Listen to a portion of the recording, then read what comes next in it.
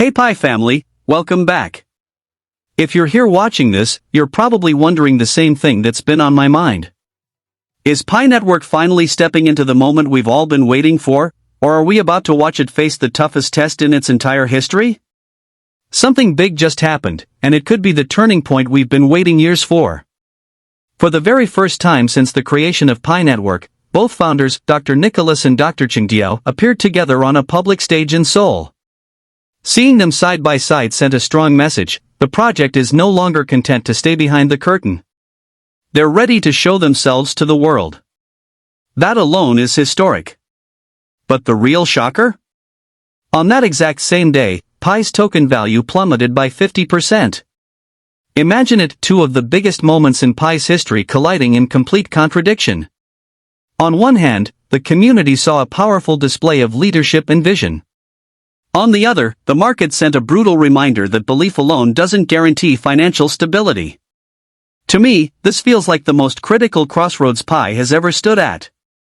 What happens over the next few months could determine whether all of our years of mining, waiting, and hoping finally lead to something tangible, or if we've been building a dream that can't survive the reality of the open market.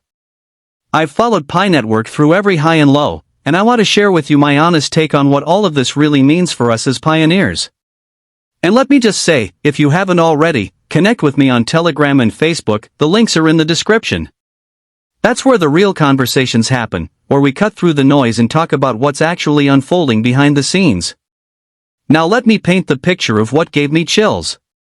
Watching Dr. Nicholas and Dr. Cheng Diao walk onto that stage together in Seoul, it honestly felt surreal. After years of hearing about them, reading their updates, and seeing their names on announcements, finally seeing them together in front of the community was like watching history being written in real time. The event itself was beautifully handled. Zoe from the community did an outstanding job as host, and Stephanie Moore being there as chief advisor really underlined how seriously the core team is treating community engagement. What really struck me, though, was the people. Pioneers traveled across countries, some across continents, just to be in that room.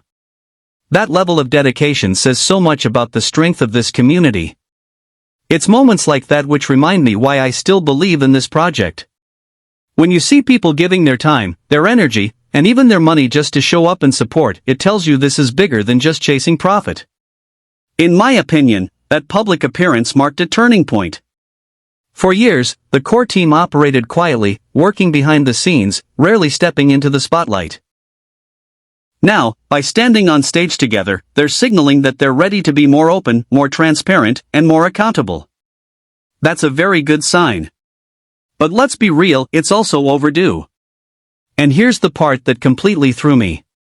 While all of this was happening, this history-making moment of unity and progress, the Pi token's value was nosediving by half. I sat there asking myself, how can the project's biggest public step forward coincide with one of its harshest market crashes? That contrast is more than strange, it's symbolic. It represents the two worlds Pi exists in today. On one side, we have the passionate world of pioneers, believing deeply in the vision, willing to commit for the long haul. On the other side, we have the harsh, unforgiving world of crypto markets, where liquidity, trading volume, and price stability are what matter. Honestly, that crash worried me more than I'd like to admit. Because as inspiring as community energy is, it can't erase weak fundamentals. Limited liquidity, scarce exchange listings, and uncertainties around migration aren't just small problems, they're market realities that can't be ignored. Community events build morale, but they don't solve those issues.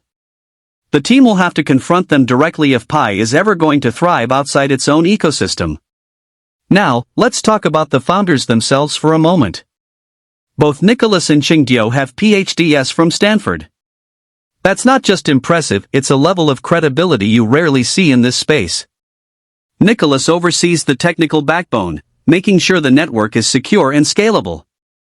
Meanwhile, Cheng Diao focuses on the app and its usability, ensuring everyday people can engage with it. That combination of strengths is powerful. And when I heard that they faced 46 rejections before Pi gained traction, it honestly made me respect them even more. That kind of persistence shows they weren't just chasing hype, they truly believed in this vision from the beginning. But here's my honest critique. While their academic credentials are stellar, I sometimes wonder if that background makes them slower to react to market realities compared to founders with sharper business instincts. In crypto, markets move fast.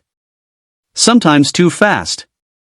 And while I admire their long-term commitment to real utility, building ecosystems of apps and services, instead of just price speculation, I worry that being overly idealistic might cost them momentum. The crypto market rewards hype and speed. Without some short-term wins, it's easy for even the most dedicated communities to lose patience. That 50% crash we just witnessed is proof. Issues like exchange access and liquidity aren't abstract, they affect real people.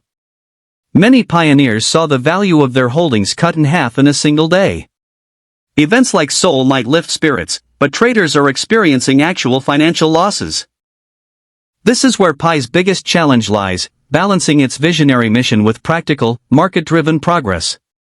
And yet, one thing continues to amaze me. The community.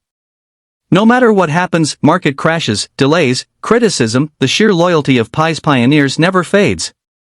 People genuinely believe in this mission of making cryptocurrency accessible to everyone.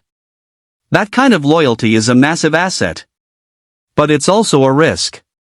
Because passion, without critical thinking, can turn into blind faith. And right now, we need both loyalty and accountability. The team has earned our trust, but now they have to deliver results.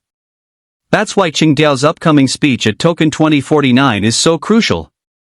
If she uses that platform to address market concerns head-on, like exchange listings, liquidity solutions, and regulatory steps, it could open huge doors for Pi, even attracting institutional interest.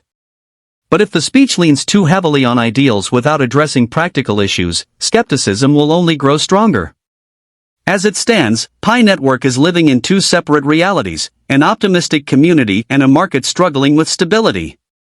That divide can't last forever. The next 6 months will be decisive. Things like completing KYC, smoothing migrations, rolling out usable apps, and especially securing major exchange listings are non-negotiable if Pi wants to prove it belongs in the global crypto conversation.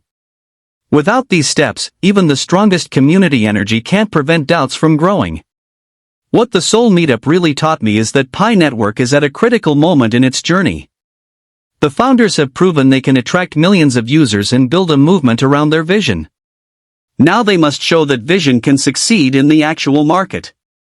This could be the moment Pi breaks into the mainstream or the point where optimism peaks before reality takes over.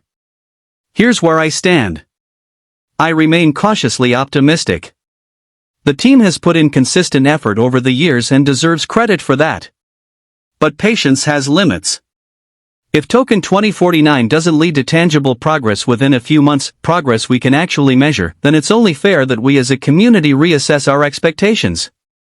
After all, pioneers deserve more than promises. We deserve results. I know this wasn't all sunshine and hype. But I believe you deserve honest talk, not sugar-coated updates. If you found value in this perspective, hit that like button, it lets me know you want more real, unfiltered coverage of Pi. Drop a comment below with your thoughts about the founder's appearance and what you believe must happen next. And of course, subscribe if you haven't already, because I'll keep bringing you the straight truth about Pi, whether it's good news or tough reality. And don't forget to follow me on Telegram and Facebook. That's where we'll keep having the raw, important conversations about what's really happening in this community.